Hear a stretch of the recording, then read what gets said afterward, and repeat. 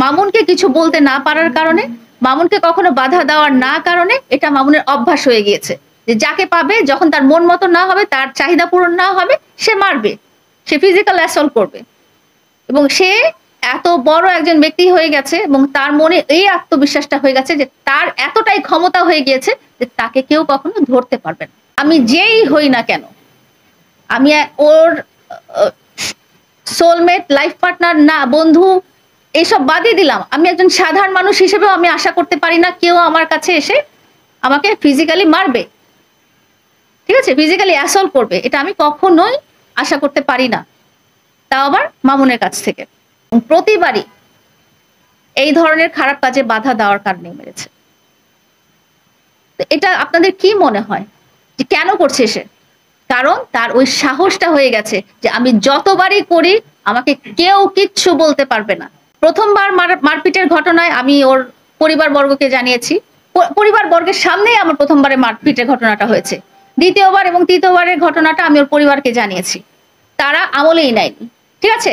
এই 3 বার যেহেতু তারা আমলেই নেয়নি, চতুর্থবার সে আরো বেপরোয়া হয়ে গিয়েছিল। মানে প্রথমবার শুধু মুখে হিট করা ছিল, পরের বার সে মাথায় হিট করেছে, আমাকে রাস্তায় ফেলে দিয়েছে, আমার গাড়ি আমার উপরে দিয়ে চালিয়ে দেওয়ার অবস্থা করেছিল।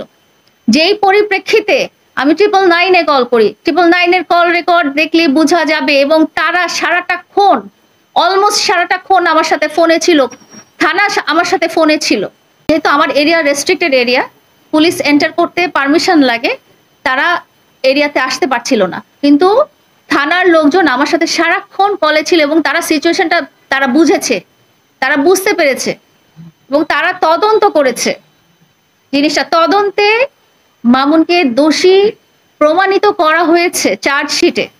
তো যদি এটা সাজানো ঘটনা থাকতো, যদি এটা নাটক থাকতো, যদি এটা আমাদের ভিউ বাড়ানোর উদ্দেশ্য থাকতো, তাহলে তো পুলিশের মতো এত বড় প্রশাসন তো এমনি এমনি একটা রিপোর্ট দিয়ে দিবে না।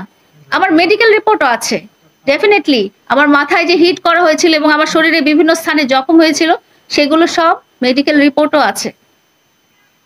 তো প্রথম কথা আমি আপনাদেরকে এটা বলতে চাই যে মামলাটা মিথ্যা মামলা না, মামলাটা যথাযথ এবং সত্যি মামলা। এবং পুলিশের চার্জশিটে মামুন দোষী প্রমাণিত হয়েছে, কারণ পুলিশ আমার সাথে ফোনেই ছিল এই ঘটনাটা পুরোটা টাইমটাতে। সে আমাকে মেরে আমার গাড়ি নিয়ে গিয়েছিল, আমার মোবাইল নিয়ে গেছিল, পরে আবার একজন বড় ভাইয়ের তত্ত্বাবধানে গাড়িটা ফেরত দিয়ে গেছে, আমার বাসায় গেট টেট ভেঙে ফেলেছিল, আমার দারোয়ানকে মেরেছিল, আমার বাসার দরজা ভেঙেছিল, এগুলো সব জানে। DHS area CCTV covered area, সমস্ত কিছু রেকর্ড আছে সেখানে। তো আমার প্রথম বক্তব্য হচ্ছে যে মামলাটা যেটা হয়েছে সেটা হচ্ছে একদম ট্রুথ, এখানে কোনো মিথ্যা বক্তব্য নাই।